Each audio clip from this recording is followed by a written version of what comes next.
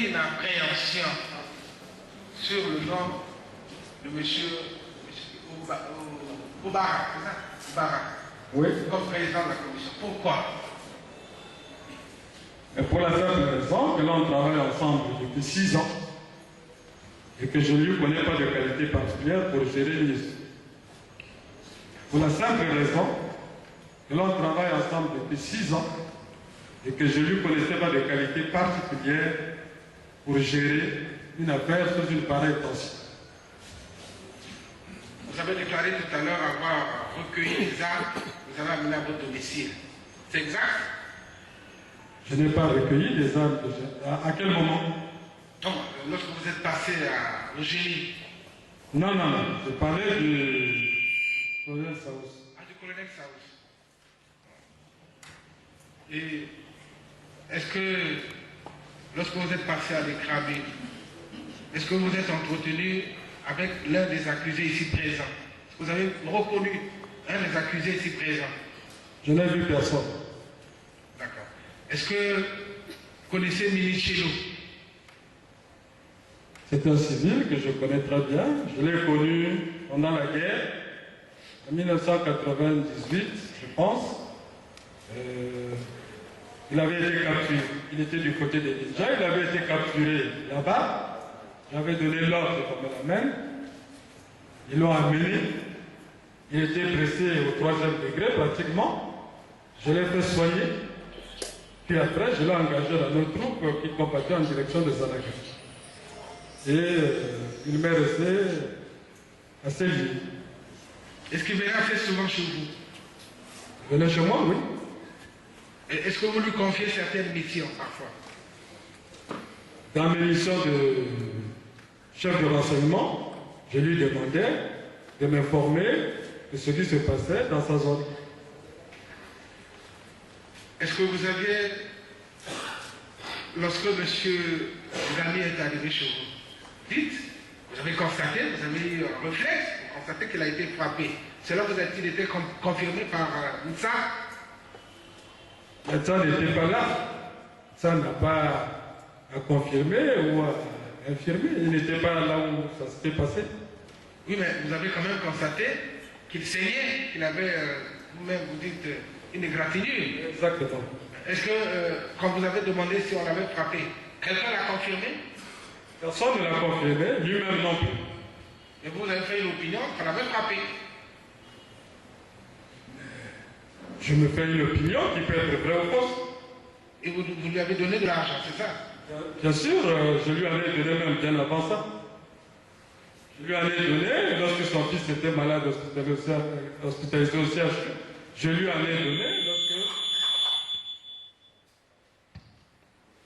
ai donné lorsque j'ai constaté qu'il se retrouvait dans des milieux qui n'étaient pas bons et je lui ai demandé d'aller se reposer au village. Je lui ai donné de l'argent. Est-ce que vous avez vérifié qu'il était parti au village? J'ai entendu ici qu'il n'était pas parti, il a dit lui-même. Il avait reçu les 200 000 francs, à la suite il n'est pas parti. En tout cas, je lui ai demandé de partir. S'il n'est pas parti, c'est qu'il avait des raisons. Est-ce que lorsque vous célébriez votre anniversaire, puisque vous êtes né un 28 février, vous l'avez célébré le 3 mars, est-ce que vous avez invité quelques accusés ici présents? En tout cas, moi, je ne gérais pas les cas d'invitation. J'ai invité un peu ceux qui étaient les cadres. Hein. Je n'ai pas géré ça. C'était leurs amis, c'était ma famille, etc. Bon, vous avez tout à l'heure dit ne pas prendre en considération ce que vous avez déclaré devant le juge d'instruction. Ce n'est même pas la peine que je vous en rappelle l'essentiel. Ce que vous avez dit, hein, vous avez dit qu'il a jeté des choses, puisque vous êtes là vous-même, vous avez fait des déclarations devant la cour. Est-ce que lorsque vous êtes sorti de votre domicile le 4 mars, vous pouvez vous imaginer à quelle heure avait eu la première détonation? Bon, mais en tout cas, moi, Je ne sais pas. Je ne sais pas, je dormais, je commençais à dormir, j'ai été réveillé, je n'ai pas eu le temps de regarder la montre. Est-ce que vous pouvez imaginer quelle est la personne qui a organisé votre arrestation à votre domicile? Vous avez dit avec un bataillon de policiers, un bataillon de militaires à votre domicile. Monsieur le Président, je suis parti à la DGST à 9 h. Non, à 8 h d'abord, c'était à ma demande pour aller régler, finir avec le problème de mon chauffeur Nono et Kevin. Je leur ai demandé la veille pour qu'ils ne s'occupent plus de ça et qu'ils gèrent le mandat que nous leur avions donné. Je sais même que c'était de la diversion. Donc on s'est entendu pour 8 h. Je suis parti à 8 h. Pile. Il n'y avait personne. Je suis ressorti, je suis parti chez moi. À 9 h, je suis reparti. Et c'est en ce moment-là que tout ce que je vous ai raconté, j'ai vécu. C'est à la DGST. Là où siégeait la commission. Je voudrais vous dire que ce n'est pas la DGST qui était responsabilisée comme commission. C'est parce que nous n'avons pas de structure au Conseil national de sécurité que les gens sont partis chez le président de la commission. Donc, nous n'avions pas de structure pour emprisonner les gens. J'ai mené des dizaines d'enquêtes. Des dizaines d'enquêtes. Il y avait des gens qui avaient volé de l'argent, des gens qui avaient fait ceci, cela. Même qui ont trahi les secrets d'État. Jamais, jamais, je n'ai mis quelqu'un en prison. Jamais. Parce qu'on ne peut pas le faire. Nous ne sommes pas un organe de police mandaté pour ça. Donc, j'étais parti pour gérer cette affaire, et c'est là où, au bar, au Bondé, en corrélation avec Dengue, on a organisé cette embuscade. Qui a donné l'ordre? Je ne sais pas, ils viendront dire ici. Qui a donné l'ordre? Est-ce que vous aviez des faux billets à votre domicile? Monsieur le Président, j'ai les documents ici. En 2007, j'ai été appelé. C'était un après-midi. Le conseiller spécial m'a appelé. Il m'a demandé de venir chez le président, de son domicile privé. Je suis parti. Je suis arrivé. On m'a dit, il est vers la piscine. J'ai foncé là-bas. Et moi, je me dirigeais vers la parade où se trouvait le président. Il est sorti avec des faux billets, en dollars et en francs CFA. Il m'a tendu ça, 2 sacs, dans un sac avec quelques matériels. Il m'a dit, si mes propos peuvent ne pas être exacts, mais j'ai cru entendre. Voilà, il y a quelqu'un qui fabriquait ça au domicile de la fille du président. Tiens ça, va mener une enquête. Le président veut savoir qui fabriquait ça. On s'entend, sans poser de questions. J'ai pris les 2 sacs. J'étais avec mon chauffeur, au nono et puis un autre. J'ai pris ça. Et j'ai dit, mettez dans la voiture. J'étais venu pratiquement débrailler dans ma voiture parce qu'il m'appelait d'urgence, dans ma voiture privée. Et je suis parti avec. Il m'a dit au dernier moment, vois avec Zambi s'il peut mener, hein, si tu peux faire qu'il mène cette affaire. Zambi, c'est le dessert. Pour moi, il y avait des instructions. Donc, premièrement, il y avait les faux billets. Deuxièmement, ces faux billets étaient fabriqués au domicile de la fille du président. Troisièmement, je devais demander à Zambi de mener cette affaire. Et c'est ce que j'ai fait. Ce que j'ai fait. Une fois, je lui ai demandé, mais au village, il y a des gens qui sont très souvent trompés par ces faux billets. Est-ce que je peux prendre une partie, aller leur montrer, leur disant, voilà comment vous faites propre. Je ne sais pas si le secrétaire général s'en souvient, mais il m'avait donné son ligne, et j'ai amené au village. Tous ceux qui étaient avec moi ce temps-là ont vu comment j'appelais les villageois et je leur montrais ça. Et je suis revenu. L'enquête était terminée et il m'a remis les copies. J'ai gardé ça. Comme le président, le conseil spécial. Comme le président, le conseil spécial. Quand je leur ai adressé la note faite par le colonel Zambi, je n'ai fait qu'un soit transmis. Je leur ai adressé le président, Pape Juna Yazekana, m'avait reçu. Dans son salon, on était deux. Il m'a parlé des résultats de cette enquête en disant, ça ne m'étonne pas, pendant la guerre, ces gars-là avaient beaucoup d'argent. Maintenant là qu'il n'y a plus de guerre, c'est normal qu'ils fassent ça. C'est ce qu'il m'a dit. Et il m'a dit, comment tu trouves cette affaire? Ça devient endémique dans ce pays. Il dit, moi j'ai eu un parent qui était décédé. Quand on a ouvert une de ces chambres, ces choses-là arrivaient jusqu'au plafond.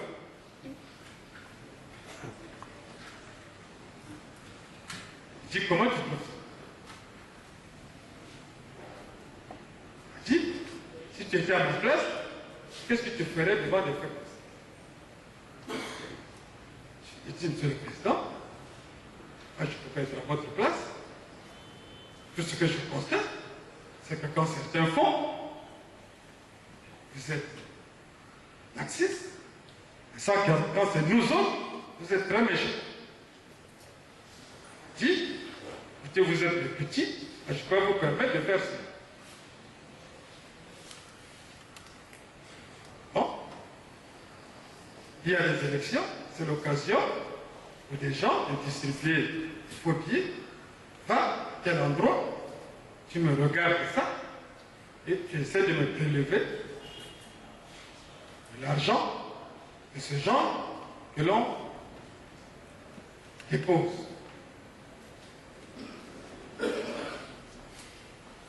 C'est ce que j'ai fait.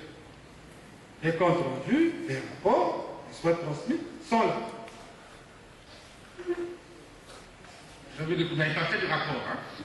Je n'ai pas fait un rapport. C'est le colonel Sambi. Le secrétaire général vous le confirmer. Fait un rapport, et moi, j'ai fait le soin transmis au secrétaire général et au président. C'est au secrétaire général que j'ai remis ça. Maintenant, comme dans ce pays, les gens sont tous dans le complot et ne suivent pas ce qu'ils disent, ce qu'ils ont fait, arrivé à l'instruction, j'ai vu un directeur central des renseignements militaires qui dit qu'il n'avait pas fait de rapport. Que moi, j'avais interrompu la mission.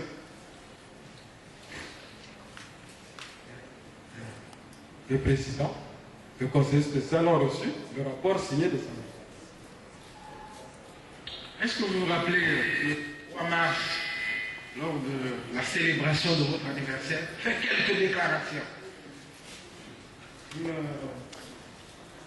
Je ne sais pas quelle déclaration. Vous me dites quelle déclaration j'ai faite et je vous dis si je l'ai faite. En rapport ou non avec ce qui allait se passer dans le pays? Aucune déclaration de ce genre. Est-ce que pour que vous vous rendiez en votre qualité de secrétaire général adjoint du Conseil national de sécurité dans les casernes, avez-vous besoin d'une autorisation quelqu'un? Je vous ai dit, l'officier agit soit sur ordre, soit par initiative, soit sur sollicitation du subordonné. J'ai pris l'initiative, je n'ai pas besoin d'autorisation. Hein. Dès lors qu'il y a un événement à caractère sécuritaire national, je m'y porte. parce que c'est mon rôle. Plus tard, je peux rendre compte à ma hiérarchie de ce que j'ai vu. Donc, c'est le juge d'instruction qui estime que j'ai besoin d'une autorisation. Je ne sais pas qui lui a pris ça. Est-ce que ces billets supposés faux devaient-ils rester à votre domicile ou deviez les restituer à qui de droit après les besoins d'enquête? Monsieur le Président, nous sommes en matière de renseignement, en matière de militaire. Celui qui donne l'ordre doit donner l'ordre contraire. C'est tout. J'ai rendu compte, j'ai attendu des ordres. Les autres, comme on disait, c'est pour aller ailleurs faire la même chose. Et après, on a pu donner les ordres pour déchirer, pour brûler ou pour remettre. C'est comme ça que je fais. Et en ce moment-là, qu'est-ce que je fais? Je prends, je mets dans les archives, parce qu'un jour, on risque de me demander, mais tu avais fait ceci, où sont les titres? Aviez-vous des armes à votre domicile? J'avais des armes à mon domicile.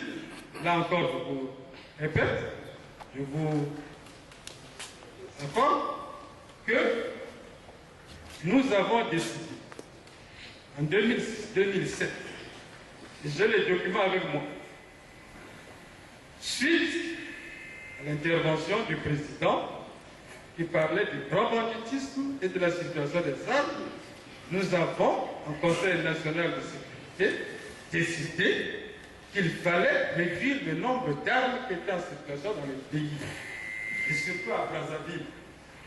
Pour cela, il fallait mener une opération qu'on appelait extraction de l'armement des mains incontrôlées. C'est là le micro, ça va?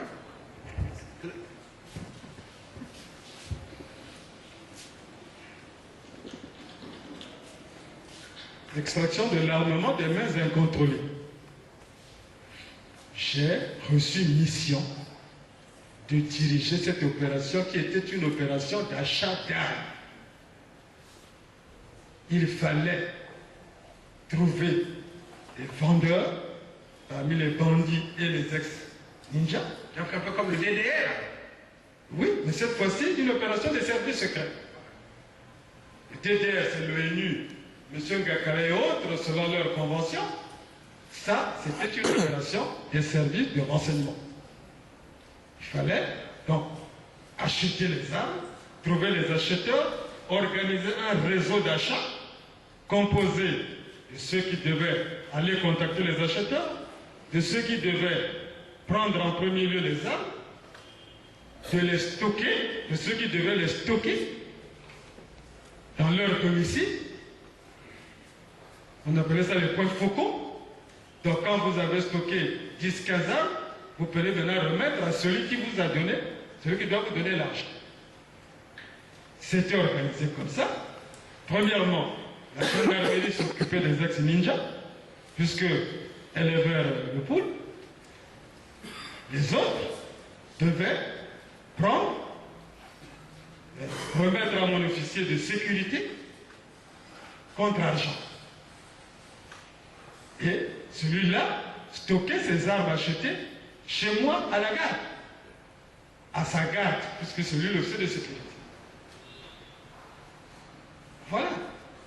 Donc, ça a été fait comme ça.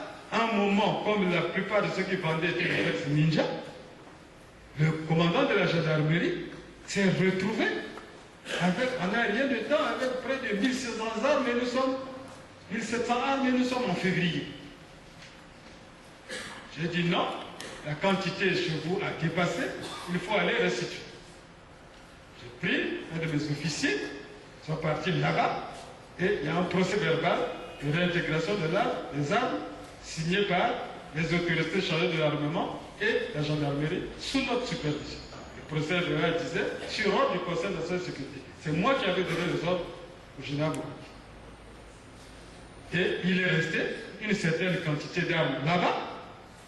En mars, il m'a écrit, il a écrit au secrétaire général qui m'a envoyé pour attribution, c'était mon rôle, dire que lui, il a encore des armes avec lui, qui n'avaient pas été payées, et qu'il avait des armes, qu'on lui sollicitait pour les armes et demandait donc que la mission se prolonge, que la mission continue. Nous sommes là, je crois, en mars 2003. Mais il y avait une opération parallèle qui se menait, qui était plus importante, c'est celle du colonel Ngakala, parce que pour que Ntoumi rentre, nous avions pris l'engagement de désarmer ces gars, de leur payer leur argent pour qu'ils puissent avoir un commerce. Lors de la réunion sur la réunion de la commission mise en place par le président sur cette affaire de Ntoumi, il a décidé que l'État devait trouver des sommes pour organiser cette opération limitée dans le temps. Moi, je suis un cas d'État. Je participe à toutes les réunions. Je sais que là-bas, l'État dépense, je crois finalement quand il en parlait, c'est 1,5 milliard en 3 tranches de 500 000. Je sais que là-bas, l'État qui nous donnait l'argent dépense de l'argent pour faire la même chose. En tant que responsable d'État, je ne vais pas aller poser le problème. Je ne vais pas aller reposer le problème. Je sais qu'il y a une mission qui s'est déroulée. Donc la mission a commencé en 2010, et moi j'ai laissé le temps que la mission s'achève. Et après, nous devions continuer la mission qui nous est donnée. Elle n'était pas limitée dans le temps. C'est moi qui en avais la charge. Alors j'ai lu dans votre arrêt que la mission était terminée. Qui a mis ça? Le juge d'instruction. Et je crois qu'il a mis à faire que de s'occuper des missions sur la Chadam. La mission n'était pas terminée. C'est moi qui en avais la charge. Et, Monsieur le Président, nous sommes dans un domaine secret. Je me demande même comment on a pu faire sortir cette affaire. C'était secret. Puisque on doit en parler, je vous dis tout simplement que, oui, il y avait des armes à la gendarmerie, oui, il y avait des armes à la garde, et que ces armes étaient conservées dans ce sens. Mais je vous dis que, quand vous lisez le chapitre sur la détention, sur la détention des armes, ceux qui font ce genre d'activité de commerce ne sont pas concernés. Le chapitre 1 ne les concerne pas. C'est bien écrit à l'article 22. Participez. Bon. Monsieur le Président, Monsieur le Procureur, Mesdames et Messieurs les jurés, je vais vous dire franchement que c'est mon officier de sécurité qui s'occupait de cette affaire.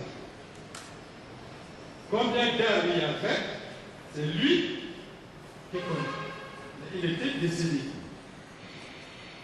Moi, je n'ai jamais géré cette affaire en dehors de quelquefois où quand il n'était pas là, quand les gens amenaient les armes, moi je payais et je disais, allez déposer ça là. J'ai lu sur votre, quelque part là, que c'est une centaine d'armes qui ont été récupérées chez vous. Si c'est ça le cas, je vous dis, et les documents, les armes étaient à la charge de la garde. Chaque jour, la garde montante et la descendante se passaient des consignes. Et vous verrez bien que c'est écrit sur ces armes 56 armes défectueuses. 56 armes défectueuses. À ça, il faut ajouter une trentaine d'armes. Qui n'était pas. Monsieur. Là, quand il prenait ces armes-là, je n'étais pas là. J'étais pourtant disponible. Et ceux qui sont partis faire des perquisitions chez moi n'ont pas senti la nécessité de m'amener. Ces perquisitions sont illégales. Conformément à la loi, c'est illégal. Enfin, il y avait donc une centaine d'armes, 56 armes défectueuses, 56 armes défectueuses, bien écrit dans le cahier. En dehors de ça, ils ont pris une trentaine d'armes qui appartenaient à la garde, ça fait 86. Et s'il y avait une centaine, il restait 14 armes normales qui étaient dues à l'achat, qui relevaient des achats. Donc, voilà, monsieur. Non, nous revenons à la cour. Voilà, monsieur Monsieur le Président. Monsieur le Président. Parce que c'est à nous que vous répondez. Voilà, Monsieur le Président, le décompte. 56 armes défectueuses, 30 armes appartenant à la garde, une trentaine, et 14 armes bonnes. Êtes évidemment satisfait? Non, oui, Monsieur le Président. Partie civile, toute question. Je vais avoir beaucoup de questions à poser au colonel Nsourou Marcel, mais je voudrais commencer d'abord par dire que je ne veux pas pour ma part mettre de côté les déclarations que le colonel Nsourou a faites devant le juge d'instruction, parce que lorsqu'ils se sont brouillés, c'est à la suite de l'inculpation sur la complicité des crimes d'incendie volontaire, de dommages à la propriété immobilière d'autrui et assassinat, crime commis par Kakom Kwak Bloud, que le colonel n'ayant pas reconnu les faits, a donc refusé de signer le procès verbal. S'agissant précisément de ces infractions-là. Pour les premières, d'en tenir compte, parce qu'effectivement, le colonel qui fait dans sa déclaration état de ce qu'il est formé pour ne parler que dans l'honneur et pour assumer les actes qu'il pose en tant que chef, a effectivement dit ce qui est contenu dans ses premiers procès-verbaux. Je voudrais aussi rappeler les infractions pour lesquelles le colonel Nsourou est attrait devant votre juridiction. Il s'agit de ce qu'il est inculpé de s'être introduit sans autorisation préalable de la hiérarchie militaire dans différentes casernes militaires de la place de Brazzaville à des fins inamoureuses. Il s'agit aussi d'avoir illégalement détenu des armes de guerre, d'avoir contrefait ou falsifié, soit des effets émis par le trésor public, soit des billets de banque, de s'être rendu complice de l'arrestation, détention, séquestration arbitraire du sergent-chef Ngami Kevin, d'avoir tenu des propos séditieux dont le but était de détruire ou de porter atteinte aux institutions de la République, de s'être rendu complice de coups et blessures volontaires portés sur Ngami Kevin. Voilà donc circonscrit les crimes et les délits qui sont reprochés au colonel Marcel Nsourou. Colonel Marcel Nsourou, vous avez déclaré que vous êtes allé dans les casernes pour vous enquérir de la situation. Le premier président vous a posé la question. Je vous l'avais déjà posé, non, j'avais déjà posé au colonel Atiko Kaba de savoir si pour que vous vous présentiez dans ces milieux, il fallait une autorisation. Atiko Kaba avait répondu non. Vous-même avez répondu à la question du président tout à l'heure, non. Vous êtes donc allé en votre qualité de secrétaire général. Et cela relevait de vos fonctions. Je veux une réponse à cela. Je confirme que je suis allé en qualité de secrétaire général adjoint. Cela relève de mes fonctions. Je suis coordonnateur des directions spécialisées du service qui est le secrétariat général. Il s'agit de la direction de la sécurité intérieure, de la direction de la sécurité extérieure, de la direction de l'enseignement téléphonique et de la direction de l'administration générale. Lorsque par la suite vous dites que le 6 mars, j'en ai parlé à la réunion du CNES et vous l'avez dit, en tant que secrétaire général, j'étais allé à la mort, au CHU et à l'hôpital militaire en tant que citoyen. Je perçois là une différence. Lorsque vous allez dans les camps militaires, c'est en tant que secrétaire général. Et lorsque vous allez au CHU, à l'hôpital militaire, vous n'allez qu'en tant que citoyen. Je veux avoir cette précision. Bien. Je suis parti à l'hôpital, au CHU, à la morgue, à l'hôpital militaire, d'abord en tant que secrétaire général du Conseil national de sécurité parce que j'avais à vérifier une information, mais puisque tout citoyen peut y aller, je peux y aller en tant que citoyen. Donc à double titre, je suis parti. Bien. Colonel Tsuru, vous avez donc continué en disant que vous n'avez pas justement d'autorisation spéciale pour le faire, vous avez pris l'initiative, vous êtes revenu bien évidemment sur les exemples que vous avez pris s'agissant du lycée central et des aéroports. C'est pour cela que vous avez été formé là où il y a danger. Et s'il vous reste encore quelques années de carrière, vous le ferez parce que telle est votre formation. Et au sujet des armes, elles ont été recensées. Le DCRM, le directeur des écoles, doit aussi avoir la garde des armes, doit avoir de la garde et des armes. Je ne me reconnais pas dans une quelconque détention illégale d'armes de guerre. Vous vous souvenez peut-être, et on aura l'occasion de le vérifier ici, à l'occasion de votre confrontation avec les généraux Mokoki, le colonel Ndakada, je crois le chef d'état-major de Monjo dans le temps, ils avaient affirmé que la mission était terminée. Que la mission était terminée parce que ce sont eux du reste qui supervisaient cette mission. Je vous ai entendu dire qu'elle n'était pas terminée. Que dites-vous à cette interrogation que nous pouvons encore continuer à nous faire? Voyez-vous, nous sommes dans une situation où des officiers, est-ce qu'ils connaissent les structures, est-ce qu'ils connaissent le niveau hiérarchique des structures? Je ne sais pas.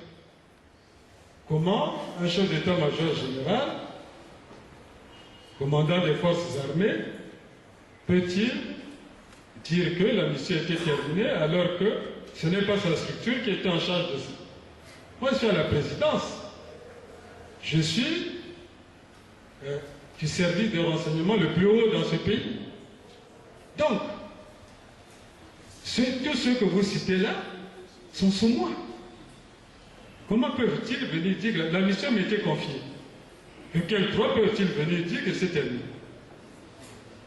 Mais je n'avais même pas de compte à rendre au chef d'état-major général, ni au... Mais c'est le général Mokoki qui me rendait compte. Il y a des notes là-dedans. Comment peut-il oser dire que c'était terminé?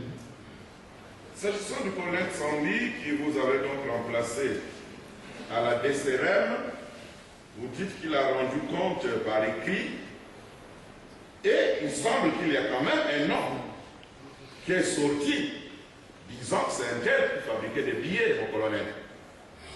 Bon. Vous avez dit qu'on ira jusqu'au fond. Bien sûr. Oui. Écoutez, on y va. Nous sommes des cadres, et je le lui ai dit, hein, devant le juge d'instruction, nous sommes des cadres. Lorsque on a fait quelque chose, il faut assumer. Ce monsieur est un tricheur. La mission, je la lui ai confiée, comme disait le secrétaire général du Conseil national de sécurité. Il l'a accompli. J'étais étonné par la rapidité avec laquelle il l'a accompli. Hein? Je crois que je peux retrouver dans ma mallette, je vous montrerai après. Il est parti déposer chez ma secrétaire. Et ma secrétaire sait ce qu'il faut faire dans ce cas. Elle fait un soin transmis. Il est là le soin transmis avec les dates de référence. Et elle me demande la permission d'aller déposer. Et elle va déposer au domicile du secrétaire général en 2 copies. Le secrétaire général et le président. C'est ça la pratique. Elle a fait, elle a déposé. Vous ne lisez pas la déclaration du secrétaire général qui dit qu'il a bien reçu. Il a déclaré ça. Il a bien... Ça c'est votre déclaration. Oui, mais... La sienne, on la lira ici. Bien, vous entendrez. D'accord. Donc je crois que, ayant les 2 déclarations, vous pouvez convenir qu'il ment. Et que disait ce rapport? Mais le rapport disait que c'est Songo qui fabriquait les billets. Bien. Et Songo était venu à cette confrontation, il a dit qu'il ne fabriquait pas. Moi, je n'ai pas à dire des choses qui ne sont pas exactes. Moi, je dis que j'ai reçu d'une 100 000, j'ai transmis au président. Le président m'a reçu, a fait un commentaire dessus, et pour moi c'est tout.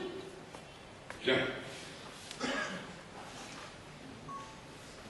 La fausse monnaie, que le président, effectivement, l'expression c'est celle que vous avez utilisée, disait que la fausse monnaie devenait endémique. Quel avait été le résultat de votre mission de l'ECANA? Mais je crois que le président est la meilleure personne pour répondre à cette question. Non. Lorsqu'il s'agit du rapport, on a dit qu'on va jusqu'au fond, mon colonel. Oui, bien sûr. Lorsqu'il s'est agi du rapport établi par Sambi, vous ne vous êtes pas empêché de dire que c'est Songo. Oui. Il ressortait du rapport que c'est Songo qui fabriquait la fausse monnaie. Oui. Et Alikana qui fabriquait, parce que là c'est vous qui vous êtes occupé de ce dossier précisément. J'ai prélevé des échantillons, j'ai remis au président en disant voilà ce que j'ai prélevé à tel endroit, il n'y avait pas d'autre chose. Et je lui ai transmis. Donc, c'est une mission donnée, je l'ai exécutée comme il l'a donnée, et lui, il en tire les conclusions. Est-ce à dire, colonel Tsuru, au niveau de l'ECANA, vous n'avez pas trouvé quelqu'un qui fabriquait la monnaie?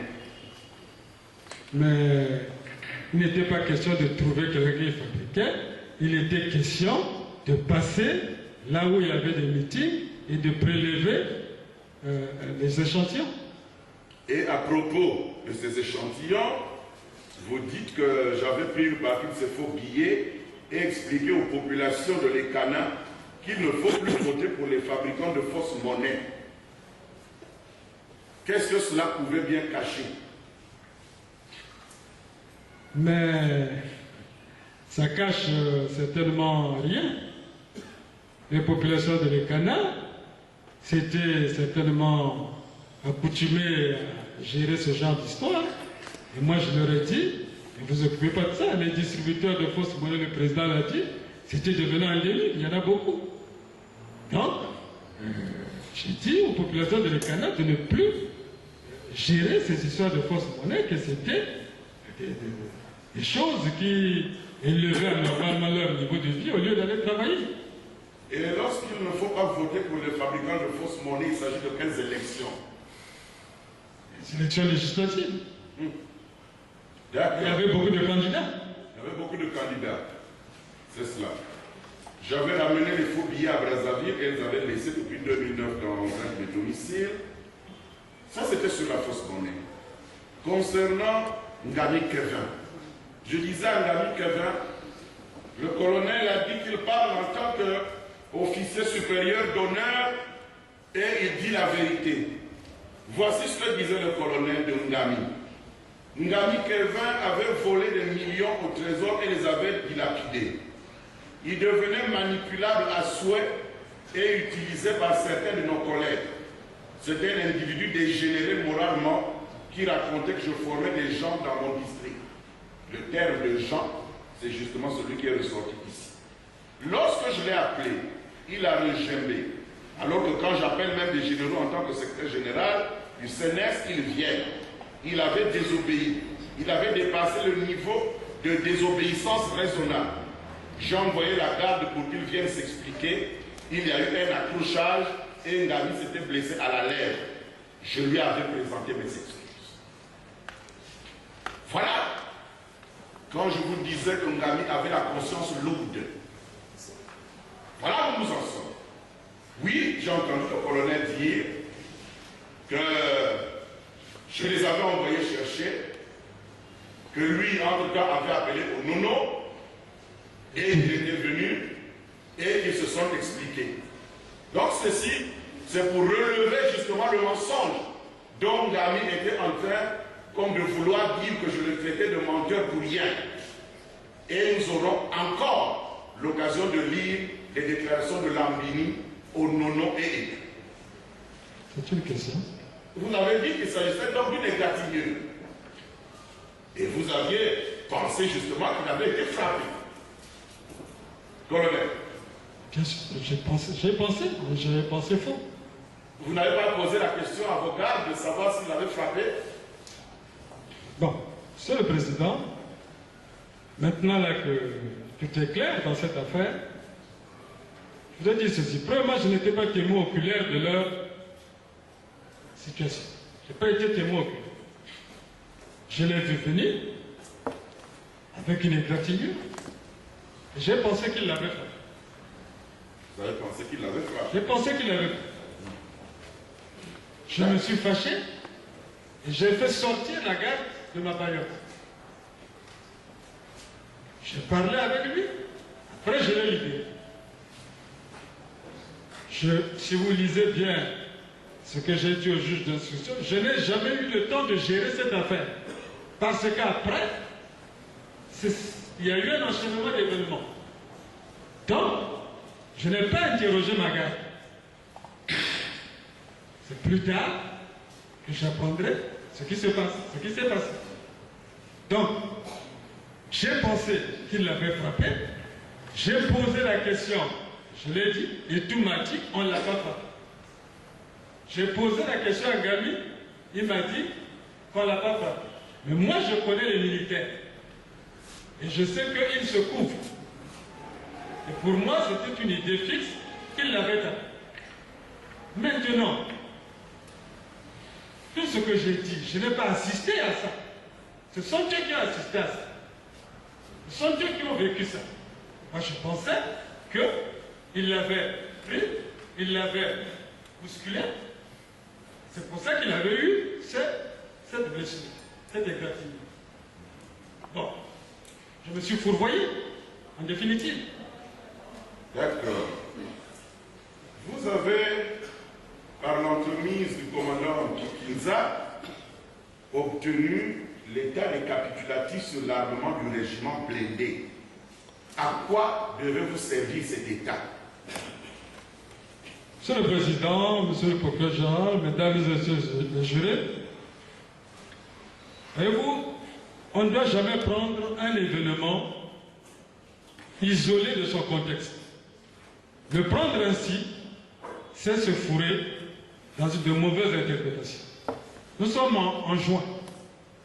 Le commandant Pikinza est ailleurs là. Moi, je n'ai pas le cerveau d'un artiste.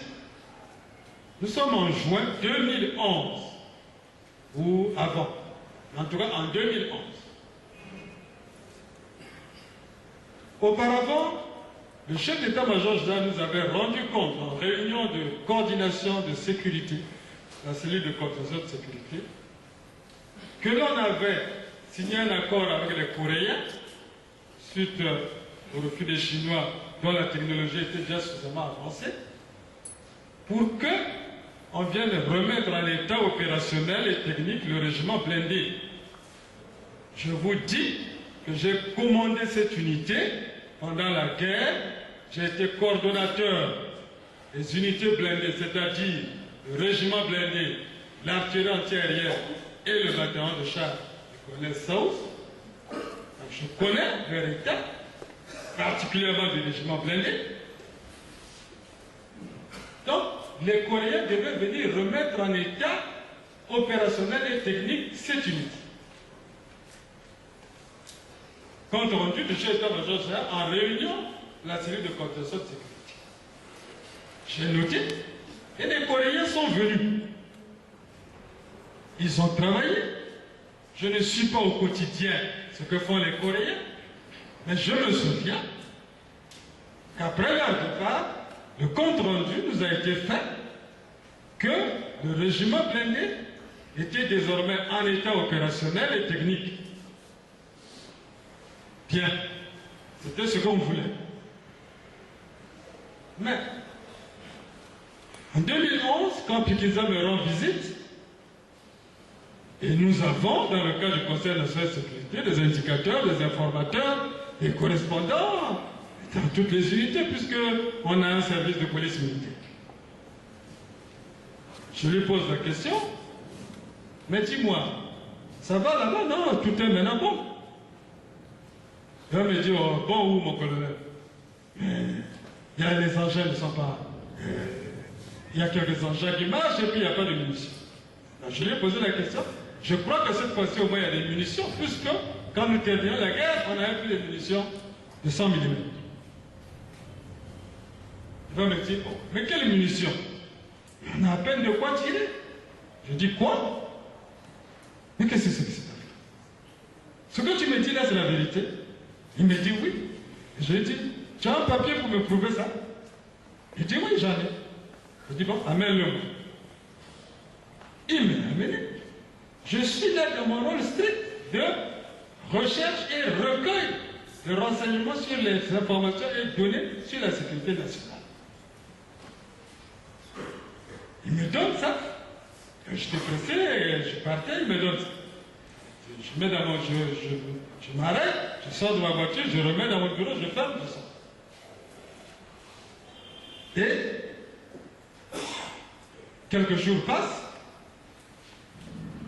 C'est le chef d'état-major général qui nous rend encore compte que en Afrique du Sud, on a raisonné un bateau venant de Corée avec des pièces de rechange. J'ai dit, ah bon? Bon, comme c'est de Corée avec des pièces de rechange, certainement que ces pièces-là sont les pièces des chars qui restaient. Donc, en tant qu'agent formé, je me dis, bon, je sursois l'exploitation de cette information et j'attends. J'ai attendu jusqu'à ce qu'ils soient venus prendre le papier dans mon bureau. C'est tout. Mais en tout cas, ce qu'il faut retenir, d'abord, c'est que ce papier n'est pas secret, puisqu'il n'est pas estampillé secret. Tous les documents à caractère secret dans l'armée, après ce que j'ai étudié, à l'école, même nos propres cahiers étaient secrets, on n'avait pas ça, on partait prendre là où il y a les documents secrets. Donc, tous les documents secrets sont rangés, ils ne sont pas à la portée de ceux qui ne peuvent pas en prendre connaissance. Donc, ce document est un document non signé, non daté, je pense, et sans être estampillé secret, ou confidentiel, ou... Voilà. Et même s'il était secret, j'ai le droit, le plein droit de le prendre. Parce que, en ce moment-là, c'est la sécurité du pays qu'on met en danger. On dit qu'une unité est opérationnelle alors qu'elle ne l'est pas. Et quand la guerre va éclater brusquement, avec le nombre de munitions dont on avait parlé, je crois que c'est une centaine de buts, je sais pas, mais écoutez, à 40 obus l'engin, on est à une demi-journée de combat.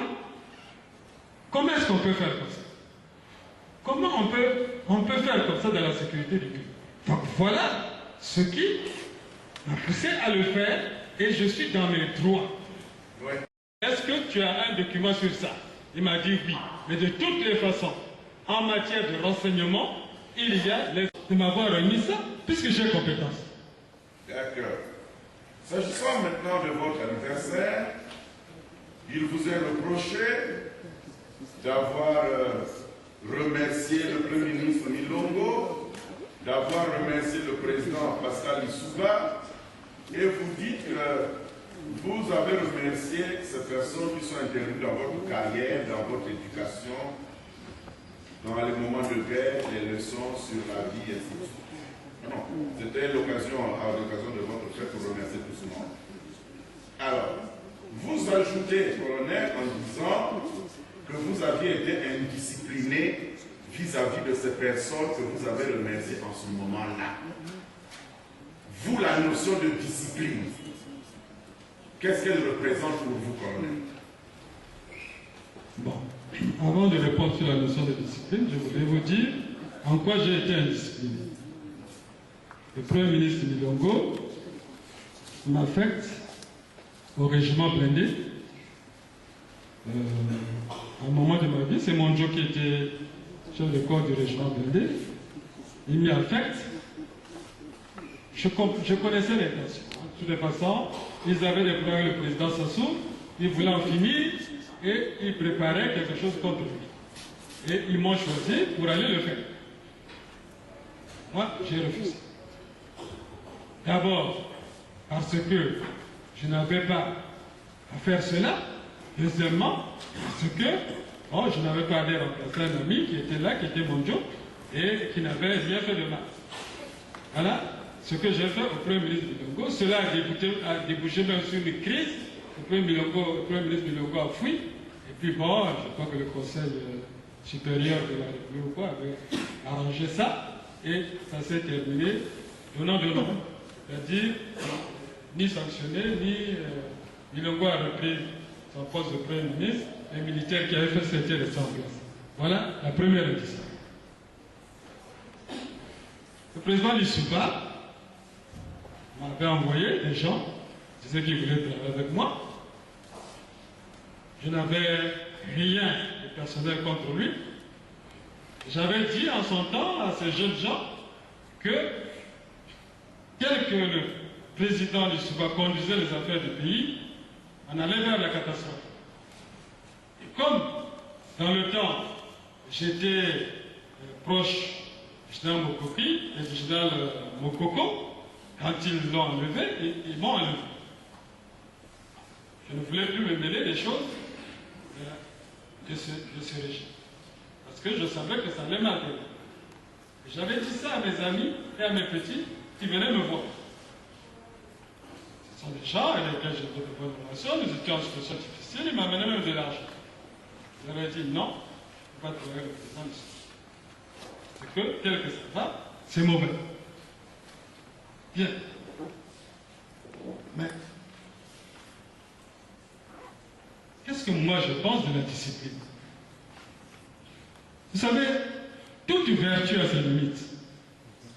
Lorsque la discipline est une vertu pour le soldat, mais si vous dépassez cette vertu pour être des objets de quelqu'un, en ce moment-là, vous assumez ce que la personne fait.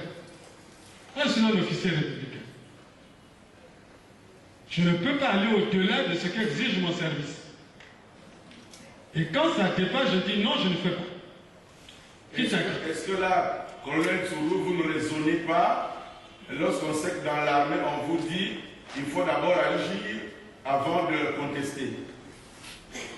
Bon, lisez le procès de Nuremberg, vous verrez bien que le plus grand général de tous les temps, Jacques Keitel, chef d'état-major de l'armée allemande, a enseigné ça comme leçon aux officiers. Toute vertu a ses limites. L'obéissance a ses limites.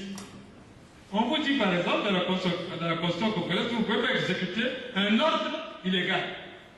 Et pourtant, les officiers donnent, et pas des mots, donnent des ordres illégaux. Tels que ce qu'ont fait les Ndenge, les Obara, les quoi. C'est illégal. Ceux qui ont exécuté assumeront les conséquences. Moi, je n'aurais pas exécuté. Et le Premier ministre Bilongo et le président Lissouba aussi pouvaient penser que Nsuru, en désobéissant, n'a pas exécuté les ordres de la République. Mais j'assume. C'est là la responsabilité d'un officier. Il assume la décision qu'il prend. Et moi, j'ai pris cette décision, j'ai assumé. Et en les remerciant à l'occasion de votre anniversaire, cela ne traduisait-il pas comme un regret vis-à-vis d'eux? Je leur avais fait du mal, ils m'ont récompensé. Le Premier ministre Bilongo m'a nommé lieutenant-colonel, le président Lissouba m'a nommé colonel. Malgré tout cela, moi, je faisais le bilan de ma carrière, je les ai remerciés. Il n'y a pas de mal. Et il semble qu'on vous a attribué aussi la phrase selon laquelle, c'est là que le président voulait en venir en vous posant la question, il semble que vous aviez dit que le mal, non, la peur va changer de camp. Et nous sommes la veille des événements. Donc, on doit savoir que dans vos déclarations, vous avez dit que cette phrase a été prise dans un contexte tout à fait inapproprié. Est-ce que maintenant, vous pouvez dire de quoi il s'agissait précisément? Bon, d'accord. Je n'ai même pas à dire que cette phrase a été prise dans un contexte inapproprié. Pour la simple raison que je n'ai pas dit ça. C'est une... Mais écoutez, j'ai remis au juge d'instruction mon discours. J'ai remis au juge... C'est là où je vous dis qu'il s'agit de la perversion. Je lui ai remis mon discours. Et là-dedans, c'est pas écrit comme ça. Mais il persiste à écrire cela. C'est quoi ça? C'est pas de l'acharnement? Bon, écoutez.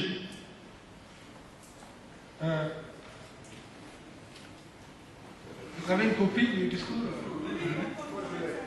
Je voudrais vous rappeler que toute chose a ses limites, donc c'est le discours. Oui, maître, ça sont des éléments capitaux pour le dossier. Ah bon, faut encore donner. Je voudrais vous rappeler que toute chose a ses limites, même la peur peut avoir ses limites.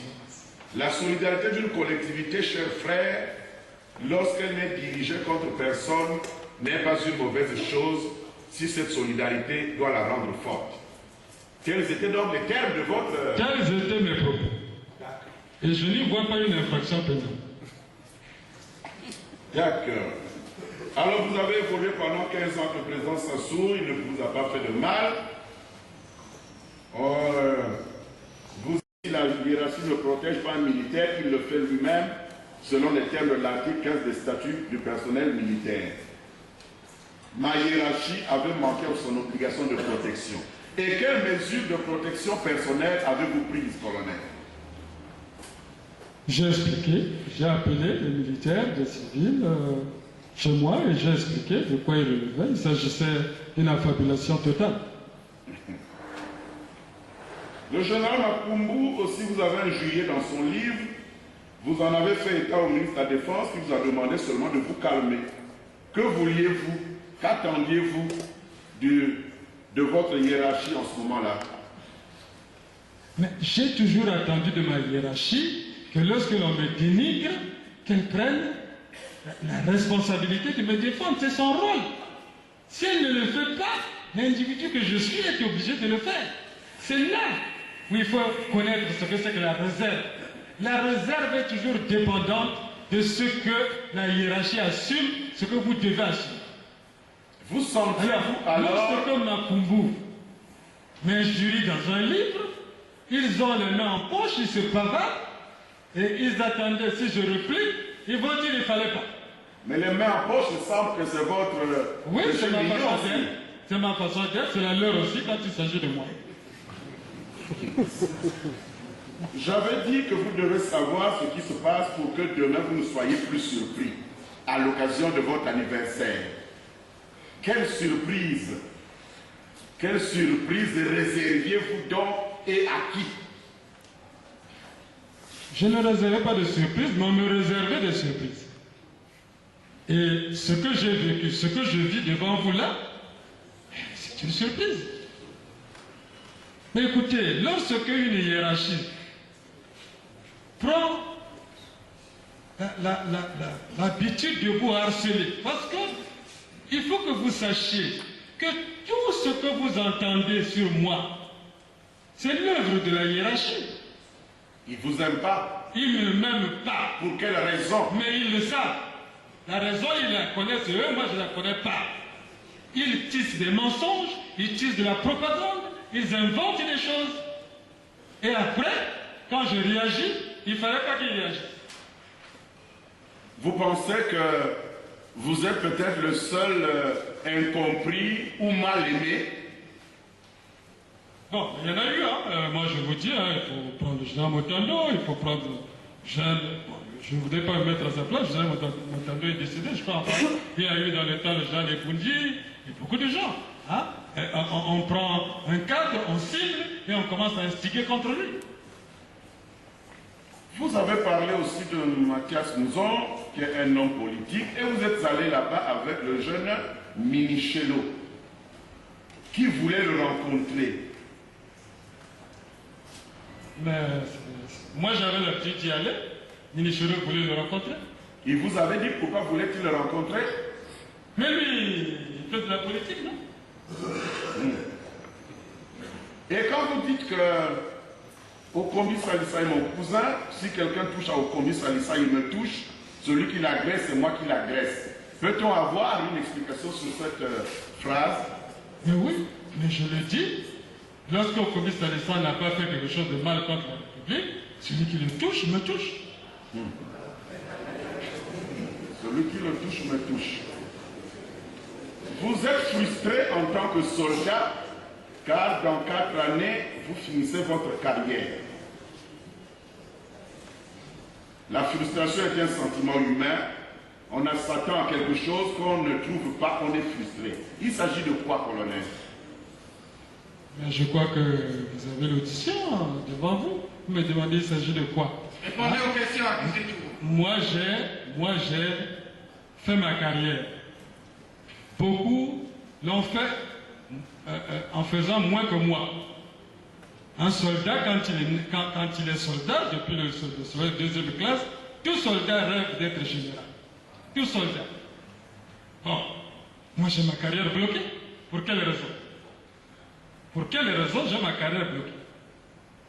Et vous en avez parlé à votre hiérarchie quand même? Ça fait 17 ans, sinon 18, que je suis colonel. J'ai fait tant de choses. Vous verrez que dans les critères pour avoir un grade supérieur, il faut avoir conduit les gens au combat, il faut avoir commandé les grandes unités, il faut avoir commandé les grandes formations, il faut avoir le diplôme, j'ai tout ça. Alors? Est-ce que vous en avez fait état à votre hiérarchie? Mais ma hiérarchie elle-même m'a appelé en 2011 pour me dire que bon, moi j'ai fait la proposition, pour moi tu dois passer, bon voilà, pour moi tu passeras. Et à ce moment-là, après. Vous n'êtes pas passé. D'accord.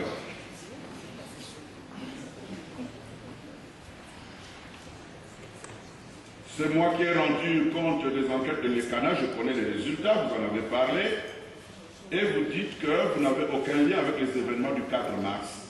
Les armes retrouvées chez moi sont défectueuses, vous l'avez aussi dit, elles résultent de l'opération d'achat des armes qui devait être reversée à l'écramou. C'est ce que nous allons donc vérifier avec vos autres collègues militaires qui viendront ici pour témoigner. J'ai terminé, Monsieur le Président. Merci, Retenez-vous là. Vous avez oublié mon nom? Oui. Ok. Merci, Monsieur le Président.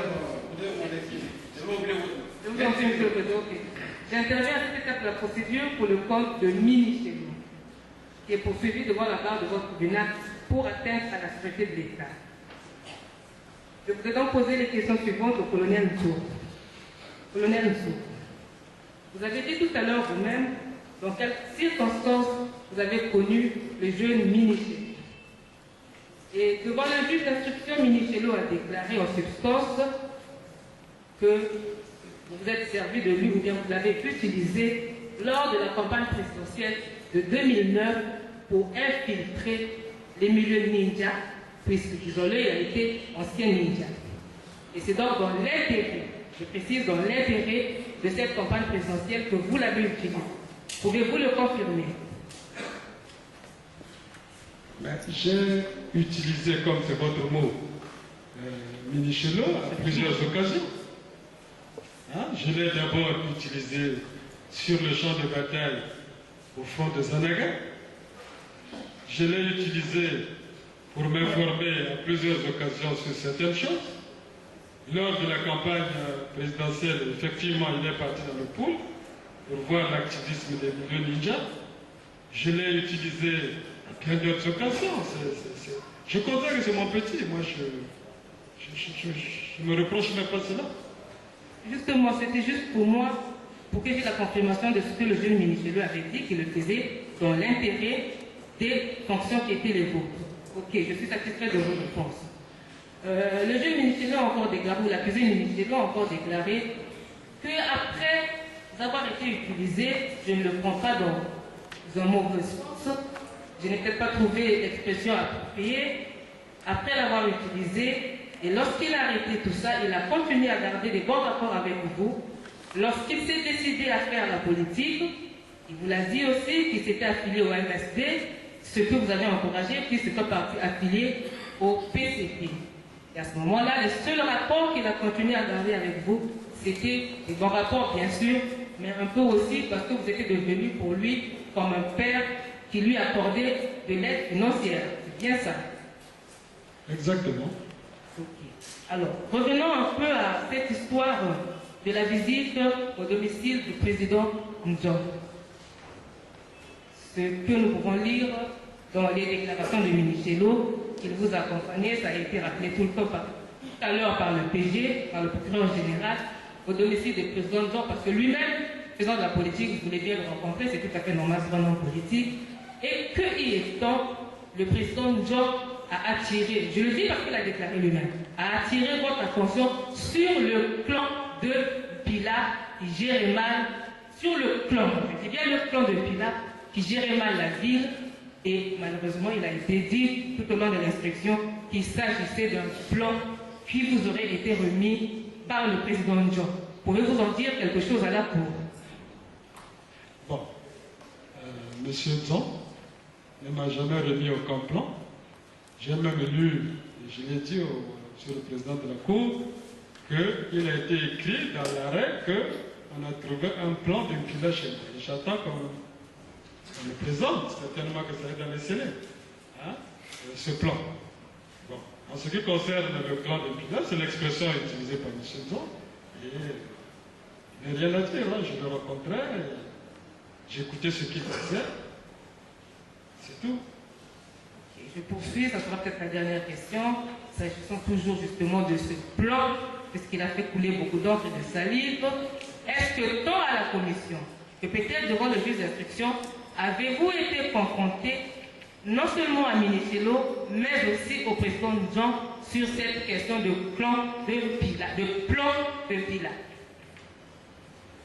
Bon, moi j'estime que tout se traversait un moment peut-être d'hystérie collective. On ne m'a jamais montré ce plan. On n'a jamais appelé le ministre Ndjong.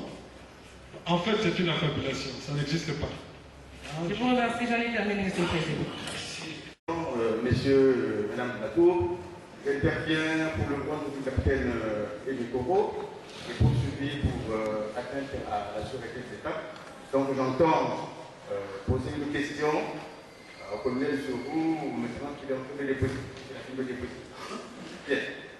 Colonel Sourou, il est ressort de l'ordonnance de transmission des pièces à M. le procureur général pour l'appel, page 17, deuxième paragraphe, ce qui suit. Je vais donc vous donner lecture de ce paragraphe pour vous rafraîchir la mémoire. Il faut signaler que Pikinza Mandali Destin Noué, au Canada Benjamin et Bédon Jules s'étaient retrouvés au domicile de Sourou Marcel le jour de son arrestation et avaient tenté de lancer un assaut à la DGST en vue de sa libération. Ma question est la suivante. Tout en étant en détention à la DGST, auriez-vous, même par personne interposée ou indirectement, appris que le capitaine Emekoro, ensemble avec les personnes que j'ai citées, se seraient retrouvés à votre domicile pour lancer un assaut à la DGST? Bien, merci Monsieur le Président, merci Monsieur le Procureur général, Mesdames et Messieurs les jurés. Le capitaine Emekoro, je pense, si je ne me trompe pas, n'était même pas à Brazzaville ce jour. Premièrement. Deuxièmement, le lieutenant Okana était déjà détenu à la DGST. Troisièmement, s'il y a eu des tentatives de ce genre, je pense que ceux qui auraient fait ça auraient réussi. Parce que je ne vois pas des gens qui auraient pu leur faire face. Bon, ça n'a pas existé. On ne peut pas en parler. Je dis tout simplement que si c'était le cas, si d'aventure c'était le cas, la détention était illégale et ceux qui pouvaient le faire auraient eu raison de le faire. Je répète que cette détention était illégale. Satisfait par votre... Monsieur le Président. Peut créer comme une certaine confusion par rapport à la situation des Mécoros. La réponse du colonel peut créer comme une confusion. Est-ce que, colonel, vous pouvez nous dire si le lieutenant Okana a été arrêté suite à votre arrestation? Le lieutenant Okana, pour des raisons qui n'existaient pas. Voilà. Cela suppose que la situation des Mécoros n'est pas liée à l'arrestation du colonel Sow. Parce que j'ai les procès-verbaux et nous aurons l'occasion de...